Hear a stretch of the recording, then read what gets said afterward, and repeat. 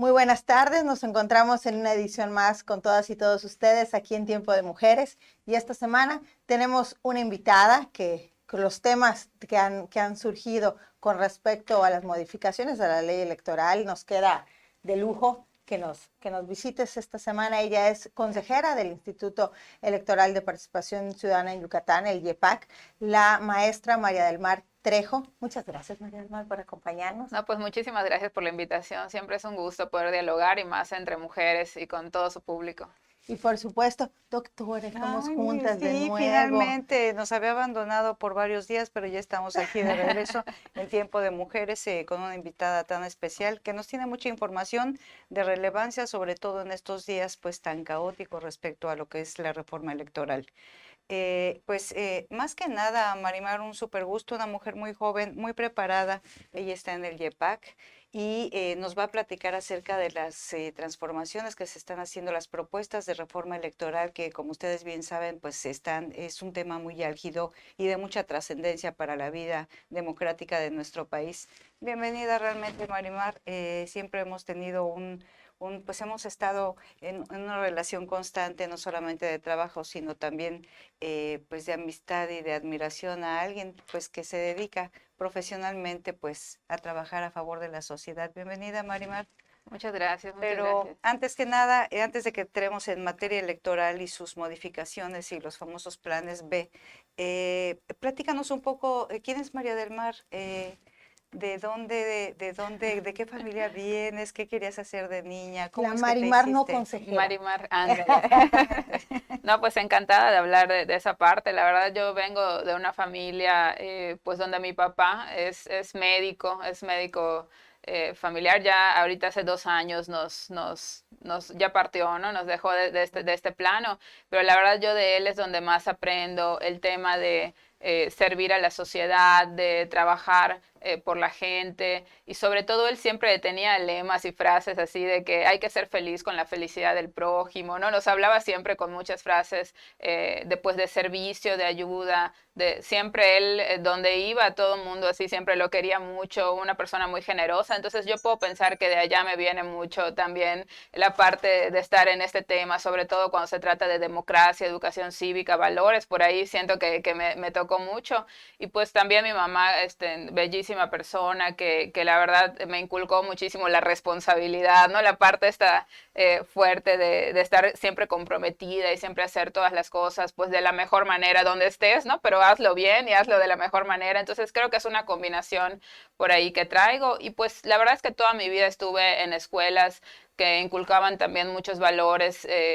Pues sabemos que acá en Yucatán pues tenemos escuelas, ¿no? Que las hermanas guadalupanas o que los hermanos maristas, todo, pero al fin de cuentas es como una serie de valores que te inculcan, que al final más que solo religión es también la parte pues de darte al servicio, ¿no? Al servicio. Entonces pues yo creo que de allá viene todo esto, y la verdad es que pasé una infancia muy feliz acá en Yucatán. Incluso me vacilan ahorita muchas compañeras consejeras electorales cuando nos vemos en otras tierras. Les digo, yo a Mérida no lo cambio por nada, no soy la yucateca más orgullosa de Yucatán. Me encanta que tengamos pues una cercanía, ¿no? Aquí a la playa, y de hecho mi nombre de ahí viene, ¿no? Siempre mi papá me decía María porque amamos aquí mucho a la Virgen María, y del mar porque el mar es lo que más me fascina, y allá puso el nombre, ¿no? Entonces pues me marcó desde el principio. Y por lo que te conocemos y por tu semblanza y toda tu carrera profesional, eres una mujer que siempre ha estado estudiando, capacitándose y enfocada al tema profesional. Entonces, hoy ella es doctorante en educación. Sí, además, sí, tiene una trayectoria en la formación, 2 licenciaturas. Sí. Cuéntanos de ello, porque tienes una gran formación en educación, básicamente. Sí, gracias. La verdad es que recuerdo mucho que, ya ves cuando en la prepa el psicólogo de allá de la prepa te dice, oye, ¿para dónde vas tu test? Entonces me dijo, ¿sabes qué? Eres persuasiva, te puedes ir a educación o a derecho y sería perfecto, ¿no? Y me recomendó. Eso te dijo desde Eso el me principio. dijo en la prepa, me acuerdo. A mí me salió algo muy raro, que era tema enfocado, ¿no? O sea, ingeniería, o ser chef, o ser maestra y abogada empatada. Ay, Entonces, Dios. desde ahí empezaron mis conflictos. existenciales. Aparte Sí. de No, pero hay que orientación decirlo. vocacional. Pero hay que decir que es Sí. ingeniera en un mundo donde generalmente la mayor parte de los ingenieros son hombres, pero continuemos. Entonces tú ya estabas Pues así, esas dos enfocada a esa carreras, área. exacto, me dijo esas dos carreras, pero a mí siempre me ha gustado mucho educación, siento que fue mi primera vocación y desde ahí, pues yo le dije a mi mamá, quiero ser quiero yo además estudiar licenciada en educación preescolar, mi mamá es licenciada en educación preescolar como primera carrera, pero la verdad es que mi mamá en su época, tú sabes cómo eran las épocas, ¿no, Gina? Muy, muy antiguas, a mi mamá le dijeron, o estudias eso o no estudias nada, sí, ¿no? sí. Entonces, Y el abanico era muy limitado para la limitado. educación de las mujeres. entonces mi mamá como no quería estudiar eso, me dijo, ¿cómo vas a estudiar educación? ¿No? Entonces, pues allá fue un conflicto medio familiar, pero yo quería estudiar educación preescolar, terminé la carrera, pero pues como dice Alain, siempre me gustó ¿Qué estar haces en estudiando y el todo. YEPAC? ¿Qué haces en el Exacto. YEPAC, niña? Sí. ¿Cómo Este, llegaste? pues No, después empecé, yo trabajé en el Instituto Patria, ¿no? Hice sí algunas, ejerciste la ejercí. carrera. Pues la verdad me pasó algo curioso porque desde que entro a la Secretaría de Educación Pública me toca más bien, en lugar de estar en grupo, me toca siempre dirigir a los maestros, ¿no? O sea, era yo directora en escuelas y hasta me vacilaban porque me mandaban de repente a escuelas así, de que aquí creo que vas a ir porque hace falta, ¿no? Solucionar algo, entonces ahí me iba. Y fui directora yo creo como de 8 o 9 escuelas aquí en diferentes espacios, ¿no? Tanto en Mérida como hasta en comunidades, estuve en Cacalchen, en Samajil, ¿no? Entonces, la verdad que son experiencias que además te sirven muchísimo, por ejemplo, para donde ahorita estoy ejerciendo, pues el haber tenido ese contacto tan directo, tanto con padres de familia, que la verdad es un tema, ¿no? Todo esto de las asociaciones de padres de familia y coordinarse pues para sacar proyectos para la escuela, aparte con las maestras y maestros, el tema allá también de conciliación y pues obviamente con los alumnos. Pero pues luego me empecé a dar clase en otros niveles, en la Universidad Patria, en otros niveles y dije, pues voy a hacer la maestría en Ciencias de la Educación y ahí me metí a estudiarla. Pero luego hay un momento donde decides si quieres dedicarte más a lo curricular o a la dirección. Y yo me fui por especialización en dirección en educación y pues así seguí. Y ya después fue muy curioso porque una asociación de mujeres a la que yo a veces iba nada más pues a tomar notas o porque me invitaban, me dijo, oye, te queremos proponer para ser consejera electoral en un distrito. Y yo así como de, ¿qué es eso? ¿No? ¿Dónde? ¿Cómo? ¿Cuándo? Claro. Y yo dije, bueno, Es ser consejero ¿qué es ser electoral? consejero electoral? ¿No? Entonces, pues empecé medio a investigar y acepté la propuesta, porque en ese momento solo me dijeron, tú vas a supervisar los procesos electorales, que se hagan objetivamente, que no hagan trampa, ¿no? Que, o sea, van a vigilar. Ah, pues perfecto. Y metí mis papeles y todo. Y yo fui creo que la segunda más joven a nivel de la República, que entré al Distrito 3 de acá de Yucatán en el Consejo del INE del Distrito 3. Primero entré en 2004 como suplente y por circunstancias renunció en el 2008 el que era el titular que era un hombre y entro yo de titular en el 2008-2009. Fue el primer proceso electoral donde fui consejera distrital, que eso la verdad ayuda mucho porque cuando estás en el distrito, o sea, es así lo que realmente puedes palpar, ¿no? De que ves cómo se forman las casillas, quiénes van a ser funcionarios de casilla, o sea, todas las decisiones que se van tomando las ves en un distrito, ¿no? Entonces, a mí eso me sirvió muchísimo. Y luego ya de ahí me dice el vocal ejecutivo y todo, me dice, oye, ¿por qué no metes tus papeles para ser consejera, pero ahora local, ¿no? En todo el estado. Y yo dije, pero solo he sido una vez consejera, lo que nos pasa a las mujeres, ¿no? ¿Será que tengo la capacidad para eso? Bueno, yo siempre he sido también muy echada para adelante y yo concurso y digo, ¿qué más puede pasar, no? Que no Que no pase. pases. Entonces digo, no tengo nada que perder. Digo, pero Sí. aquí nos comentas, consejera, una parte muy importante que es, primero estuviste como consejera del INE y después del YEPAC. Sí. ¿Cuál es la diferencia entre INE y YEPAC? Pero antes que Ahí. nada, nos están marcando hacer una pausa. Volvemos en un momento. Quédese con nosotras aquí en Tiempo de Mujeres. Regresamos con todas y todos ustedes aquí en Tiempo de Mujeres y hace un momentito que nos platicaba cómo llegaste al hoy YEPAC y esa diferencia de entre INE y YEPAC que a veces la ciudadanía, pues digamos, confunde, pero ambos son institutos electorales que van cuidando la participación ciudadana, van cuidando el voto. ¿Cuál es la diferencia general en sí? ¿Qué nos puedes platicar en grandes rasgos? Entre el INE, el YEPAC y también el Tribunal Electoral, porque tampoco se tiene muchas veces claro cuál es la diferencia en estas autoridades electorales. Claro, mira, pues lo primero hay que saber que tenemos un sistema nacional electoral y dentro de ese sistema cada institución tiene sus atribuciones. El sistema está formado pues por el Instituto Nacional Electoral, que es el rector. También están los institutos electorales en cada una de las entidades, que es el YEPAC acá en Yucatán, pero hay uno en cada una de las entidades. Y tenemos a los tribunales o la parte jurisdiccional.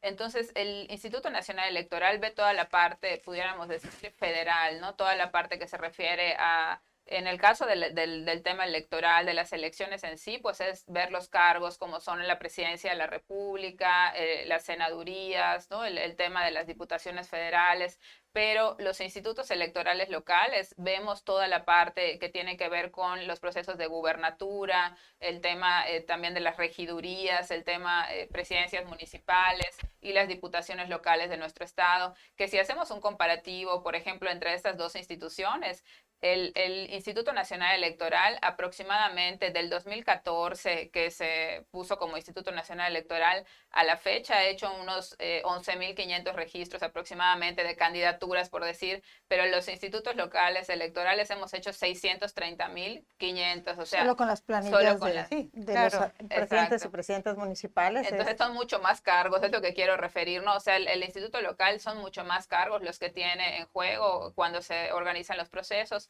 Y entonces, si dentro de este marco de reglas en algo la ciudadanía o algún actor que participe en los procesos electorales no está de acuerdo, tiene la otra instancia que es la parte de los tribunales electorales, ¿no? Para que puedan meter juicios, para que se puedan meter cualquier inconformidad que tengan acerca del proceso electoral.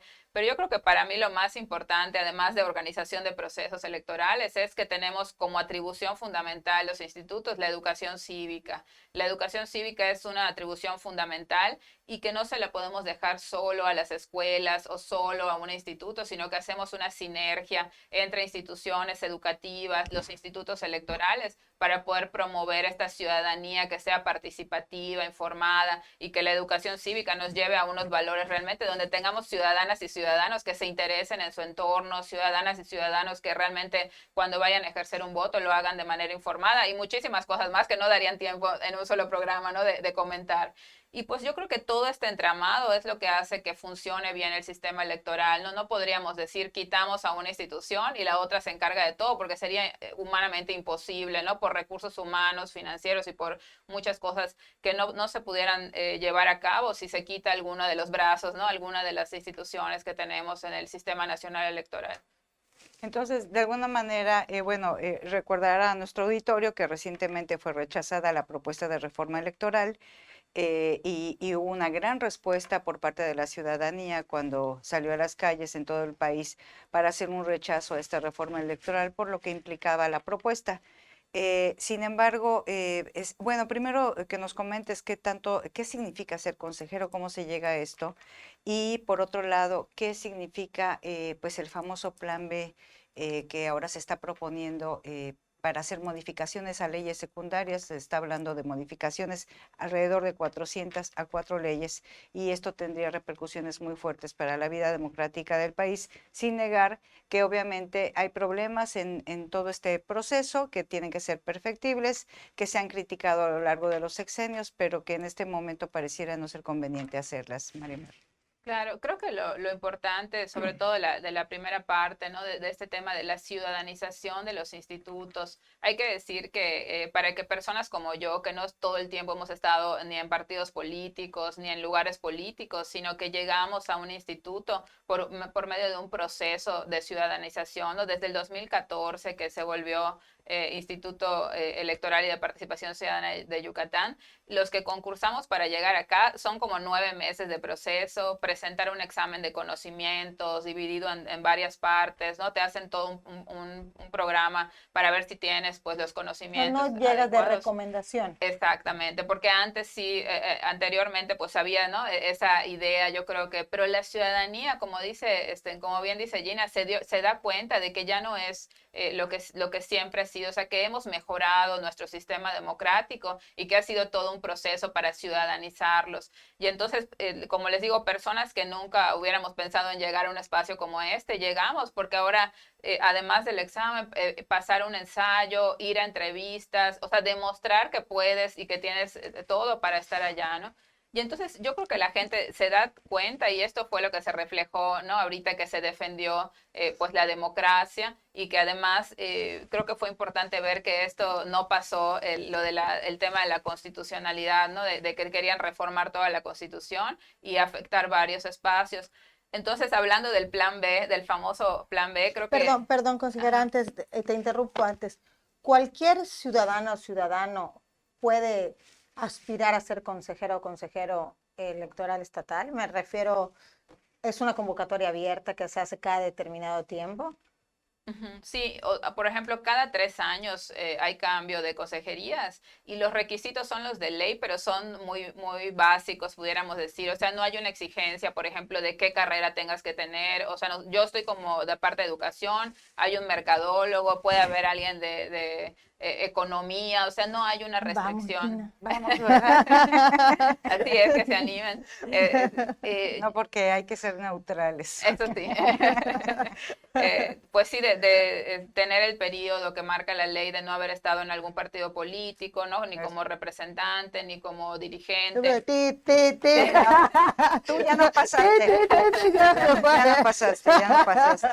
Pero digo, es bastante abierto, la verdad es que es bastante abierto. Incluso hay consejeros que alguna vez estuvieron en un partido, pero que hace años que no, Ya no más militan. de 15, 20 años. Entonces ya eso ya, ahorita pueden ser consejeros. O sea, creo que es un espacio donde sí está muy abierto a la ciudadanía, y lo que sí tienes que tener pues es cierto conocimiento técnico, ¿no? Acerca de los procesos Claro. electorales, pero que si has sido observador en alguna elección que se demuestre, con eso pudieras demostrar, ¿no? Que tienes esa, pues esa parte de conocimiento, o si alguna vez fuiste funcionario de casilla, ¿no? O sea, tantas maneras que tenemos la ciudadanía de participar, que muestran esa parte del compromiso cívico ciudadano, ¿no? Entonces, pues yo creo que es un proceso Y bastante hoy, abierto. y hoy con esta, digo, inicialmente esta reforma constitucional que no pasó, esta semana se manda un paquete de plan B de reforma a las leyes secundarias. Todo esto se ve en riesgo para los institutos estatales. Sí, lo que pasa es que, pues como toda reforma de estos artículos, son más de 400, como decía bien la doctora, y entonces,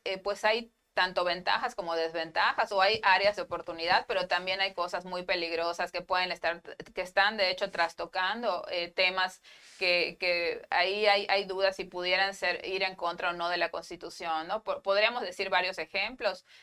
Por ejemplo, hay un sistema nacional de carrera que se ha profesionalizado, que lleva más de 7 años, donde también la gente que ha entrado por medio de ese sistema de carrera presenta exámenes, son evaluados de manera anual, o sea, hay todo un sistema para regular esto. ¿Por qué? Porque queremos que los que estén trabajando en el Instituto Electoral, tanto del sistema OPLE como del Instituto Nacional Electoral, pues tengan esa profesionalización y ya no se deban a ningún otro factor, ¿no? Externo que pudiera presentarse, sino que ellos son personas comprometidas con el servicio profesional. Entonces, ahí se está trastocando reunir o empatar las áreas tanto administrativas como de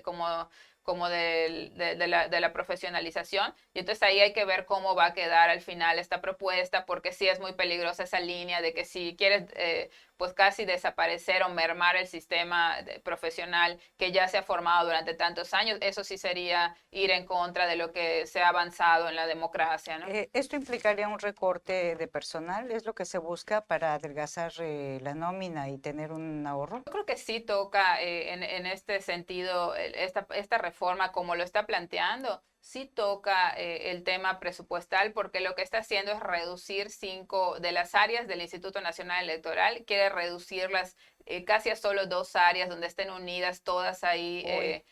Las funciones, que cada una de las áreas tiene especialización, atribuciones, tiene un presupuesto que se maneja para lograr sobre todo cumplir con todos los mandatos que tienen por ley y todas las demás atribuciones que se han ido sumando, ¿no? al Instituto Nacional Electoral. Entonces, reducir estas áreas implica, por lo que se ha ido estudiando, como casi un despido de mil personas, ¿no? en todo el país. Y sobre todo hay un tema que a mí me preocupa mucho y lo pongo también sobre la mesa, hay que seguirlo analizando, pero el tema de desaparecer las juntas distritales, que son gente especializada, gente que se dedica tanto, hay vocales de educación cívica, vocales de organización electoral, vocales del Registro Federal de Electores, el vocal ejecutivo, o sea, toda esta estructura que está en los distritos, que son lo más cercano a la ciudadanía, donde hay credencialización, por ejemplo, que tú vayas a un módulo y tengas la opción de sacar tu credencial de elector. Tenemos, por ejemplo, en Yucatán, módulos itinerantes que van a las comunidades, donde para que no tengan ellos que venir a Mérida a sacar la credencial, o sea, todos esos servicios a la ciudadanía, ¿cómo se van a ver exactamente, cómo van a seguir si no hay personal y no hay recursos para lograrlo? ¿Te parece, doctora, que regresemos en este siguiente y último bloque para poder terminar de detallar, digamos, estos riesgos, pero también estas áreas de oportunidad de mejorar y sobre todo de profundizar con quienes están, como dices, en primera instancia, que es este organismo estatal, para que trabajan aparte todo el año, no solo en época de elecciones? Poder regresar con este punto. Consejera, espérenos, regresamos en un momentito aquí con ustedes en Tiempo de Mujeres. Regresamos aquí en Tiempo de Mujeres con todas y todos ustedes. Ya es un momento, y ahí estaba inspirada la consejera explicando, ya estaba María del Mar inspirada explicando las afectaciones, digamos, que hoy están en esta revisión del denominado Plan B de la reforma electoral. Y fuera del aire yo le preguntaba, a mí se me quedaba una duda, digamos, ¿no? En la reforma inicial se proponía la eliminación completa de los institutos electorales estatales, o sea, el IEPAC. Sí, totalmente. Totalmente. ¿Y hoy cómo queda este estatus con el Plan B? ¿Quedan ustedes siempre en un riesgo o solo los temas directos al tema federal?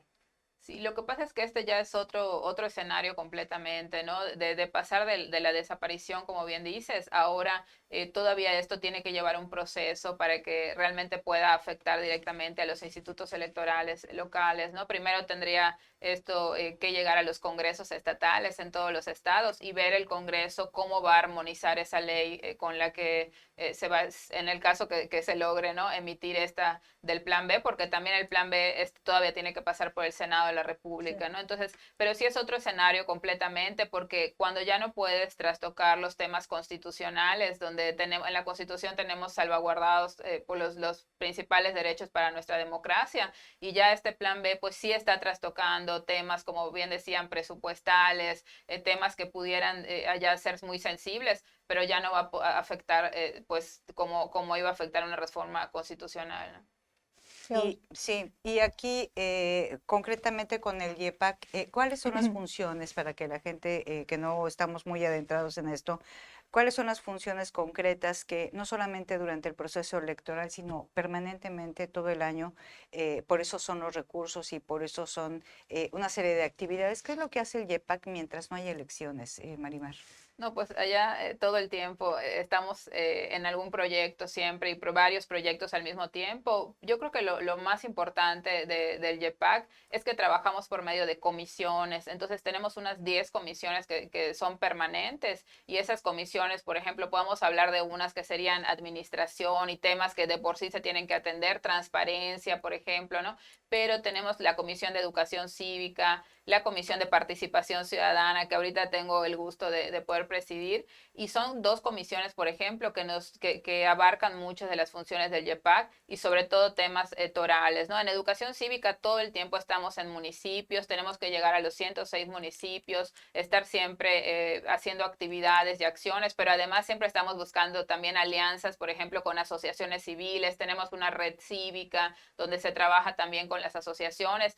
Pero en temas de participación ciudadana, eso es fundamental. Nosotros los procesos de mecanismos de participación ciudadana solo se pueden llevar a cabo cuando no es proceso electoral precisamente, nunca se pueden llevar a cabo en año de proceso electoral. Entonces, los mecanismos de participación ciudadana para ponerse a disposición de la ciudadanía, pues tiene que pasar todo un proceso. Nosotros en Yucatán somos el único estado, por ejemplo, que tenemos un catálogo de obras y políticas públicas que nos presentan todas las autoridades, los 106 municipios, que por cierto este año todos cumplieron también en entregar estas obras y estas políticas que pretenden realizar para el 2023.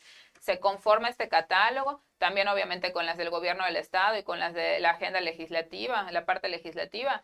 Y entonces con todos estos 108 que nos entregan, se hace un catálogo donde la gente puede entrar, incluso ahorita de un tiempo para acá ya puede ser incluso en línea, entras y checas, oye, ¿qué van a hacer en mi municipio?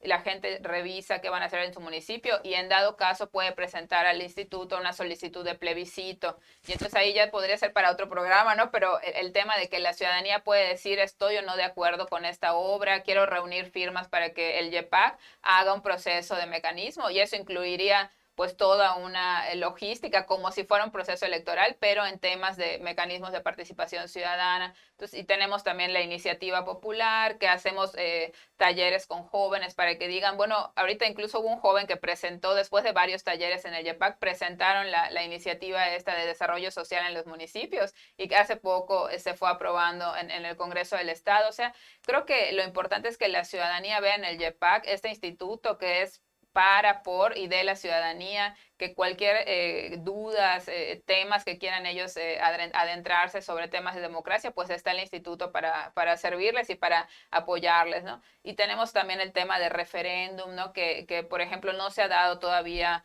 en Yucatán, pero es otro mecanismo que tenemos que pudiera funcionar. Y así estamos todo el tiempo en el YEPAC, siempre movilizándonos con todos los temas que nos atribuyen, ¿no? Y sobre todo este fomento de una cultura y vida democrática, porque a veces pensamos en democracia y decimos, no, democracia son procesos electorales, pero nosotros la democracia como nos habla la ley incluso, dice que la democracia es un estilo de vida y ese estilo de vida es que yo, ciudadana, ciudadano, me involucro en los asuntos públicos, participo, todo lo que incluye, ¿no? los derechos, obligaciones, el dar a conocer. Tenemos también, por ejemplo, el tema de la Comisión de Paridad de Género, y también con todos los grupos vulnerables, donde tenemos que allá también estar trabajando todo el año en ver cómo van a ser estos, por ejemplo, lineamientos que se emiten en el instituto o hacer talleres, foros, etcétera, para que la ciudadanía de estos grupos que han sido discriminados nos digan, bueno, tenemos estas situaciones que nos impiden participar, ¿cómo podemos ir mejorando todo eso? Que ahí, bueno, a mí en mi experiencia,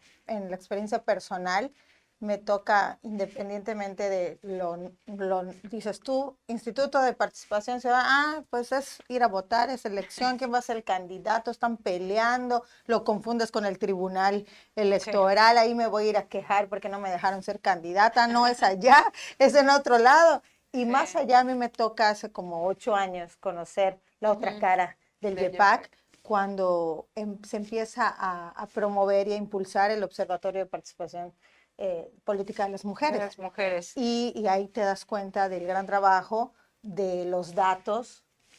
Y de la lucha que significa no solamente con la ciudadanía, ponerse de acuerdo como instituto electoral con la ciudadanía, sino también con los partidos políticos. Y qué bueno que tocas este tema del asunto de la paridad, porque es un ejemplo de, dentro del Plan B hay un montón de propuestas, pero una de ellas es que no se harían acciones afirmativas, como se llama, estas acciones temporales a favor del rezago, para minorar el rezago de algunos grupos vulnerables, en este caso las mujeres o los pueblos originarios, como en el caso de Yucatán, que el pueblo maya esté representado en las candidaturas. Como un ejemplo de lo que hace el YEPAC, ¿cuál es la propuesta como un ejemplo de la transformación de las estructuras organizacionales o la transparencia del presupuesto o los fideicomisos que se están promoviendo para modificarse, contraer el gasto presupuestal, pero también el control de la línea, de los lineamientos que deben tener los partidos políticos para la selección de sus candidatos y candidatas, que es algo que me llamó mucho la atención al enterarme que ustedes ya no tendrían la atribución de desarrollar lineamientos. ¿Cómo quedaría esto? Así es, pues la propuesta viene en el sentido de que dentro de la ley ya se están marcando cuáles van a ser esos derechos a favor, ¿no? Por ejemplo, habla de las personas que tienen derecho a voto de prisión preventiva, de las mexicanas y mexicanos en el extranjero, de todos los grupos, personas con discapacidad, ya viene en la propuesta cuáles serían estas acciones que se van a realizar, pero pues, la propuesta es que ya el instituto, con lo que esté en esa ley que se llegara a aprobar, La ley general. la ley general, ya no podríamos ir más allá a los institutos, como hemos hecho en otras ocasiones, ¿no? De emitir lineamientos a favor de que haya, ir más allá un poquito, ¿no? De lo que dice, de lo que está marcado en la ley, pues decir, bueno, vamos a garantizar más y promovemos que haya, por ejemplo, en tales distritos van a ser personas indígenas, en tales, eso ya no podría llevarse a cabo como está redactada esta última, que fue la que nos circularon, ¿no? La última que se ha visto de la propuesta, nos diría que no se podría realizar como siempre lo hemos hecho, ¿no? Entonces ahí sí quedaría solo lo que esté marcado en la ley. Sí, este aspecto sería positivo. ¿Qué ves de positivo en las propuestas que has logrado identificar hasta ahora, que pueden ser un área de oportunidad para mejorar nuestro sistema electoral? Pues yo creo que sí, de ver lo positivo o las ventajas, sí veo este tema de que, bueno, ya se está garantizando en la ley y es mejor tenerlo en la ley que tenerlo solo en lineamientos o que tenga que ser impuesto por el instituto. Ok, están incorporando a la ley lo que antes se veía a través de los lineamientos como acciones afirmativas. Exacto. Bueno, eso es positivo. Eso es positivo, pero creo que sí habría que marcar allá un espacio donde sabemos que la ley, pues ahorita puede ser aprobada, pero tal vez en unos años necesitemos ya lineamientos o particularidades conforme cada región. Entonces creo que se le debería dejar a los institutos, pues esta manera, esta atribución o por lo menos esta línea abierta de que en caso de que fuera necesario pudiéramos hacer algunas acciones a favor de grupos en situación de vulnerabilidad. ¿Qué sigue ahorita para el YEPAC concretamente en YEPAC, en lo que se define esta situación? La verdad es que nosotros, aunque haya todos estos temas en el todo mundo político, revuelto, nosotros seguimos trabajando como siempre, seguimos haciendo todas las mismas acciones que siempre hacemos y nosotros ahorita estamos en el tema, como les decía, tenemos que calificar los catálogos que han llegado al YEPAC y a más tardar el 15 de enero tenemos que estar aprobando este catálogo definitivo de políticas, obras y actos trascendentes de las autoridades para que la ciudadanía tenga los días que marca la ley para poder solicitar un plebiscito acerca de estas obras trascendentes. Y la verdad sí hemos trabajado mucho en que este catálogo que se emita tenga precisamente obras y actos que a la ciudadanía puedan ser trascendentes, ¿no? Como nos marca la ley y sobre todo que estén a disposición de la ciudadanía. Ya ahorita después de la pandemia ya han entrado nuevas tecnologías. Ahorita, por ejemplo, por primera vez entregaron su catálogo de manera electrónica, era una opción, pero imagínate, 86 de los municipios lo entregaron de manera electrónica y solo 20 de manera física, ¿no? Cuando a veces pensamos, porque a veces hay argumentos, ¿no? De que no, es que hay municipios, que el internet, que esto, pero cuando ves esto dices 86 de 106 es bastante bueno el número, la mayoría entregó de esta manera y entonces así hemos ido mejorando estos mecanismos, ¿no? Y seguimos nosotros en ustedes todos siguen los con temas. la agenda Exactamente. normal, siguen trabajando de manera cotidiana. Y la verdad, mientras no llegue, como decimos, al Congreso local, mientras no pase todo esto, nosotros pues siempre en la trinchera, como dicen. O sea, queda todavía en última instancia la aprobación en el Congreso Estatal, donde ahí podrían limarse algunas asperezas, limitar algunas decisiones nacionales respecto al cambio de las leyes, supongo. Y todavía habría que ver si la ley nos va a ser impugnada o no, o se va a poner alguna acción de inconstitucionalidad. Ahora esperar el Senado como Cámara Revisora, posterior el regreso, posterior pues también agotar los mecanismos ante las autoridades judiciales. O sea que el plan B todavía tiene un largo camino que recorrer. Esperemos ya sin afanes partidistas o de rechazo, de polarización social, que pues estos ajustes que finalmente seguramente van a hacer sean a favor de la ciudadanía, a favor de nuestro proceso democrático que ha llevado 30 años de construcción y que sería un gran fracaso, ¿no? Tener un paso atrás. Así es que pues lo que les corresponde a ustedes es defender su trinchera y como ciudadanos y ciudadanas estaremos aquí para volvernos a unir en la defensa de lo que implica pues nuestro proceso democrático. Pues muchísimas gracias. Al A ti, contrario. consejera, muchísimas gracias. Este es tu espacio. Gracias en los controles a don Sergio Reyes, que siempre nos apoya también en Tiempo de Mujeres. Y Marimar, esta es tu casa para cuando quieras traernos esta información, mensaje, enseñarnos lo que como ciudadanos y ciudadanas no sabemos. Hay que acercarnos a nuestras instancias electorales para saber cuáles son sus funciones, sus atribuciones. Yo no sabía esto de los catálogos para que los ciudadanos y ciudadanas puedan cuestionar, solicitar la transparencia de recursos, hacer plebiscitos para ver si estamos de acuerdo o no, como aquel paso deprimido, ¿no? Ya le que acabas no de dar queríamos. muchas ideas para revisar, la estoy viendo. Vamos a revisar por ahí esas obras a veces innecesarias o muy costosas o con asignaciones directas que, bueno, finalmente también puede ser cuestionadas por la ciudadanía. Marimar, muchísimas gracias. Esta es tu casa. Esperamos que nos Gracias. visites. No, gracias a ustedes. Muchas gracias Un por la gusto. plática, por la explicación sobre todo, y a todas y todos ustedes que nos acompañan en cada programa. Les agradecemos una vez más y esperemos que nos veamos muy pronto. La Doctora, próxima siguiente semana con otra invitada muy especial. Los esperamos a todas y todos aquí en Tiempo de Mujeres.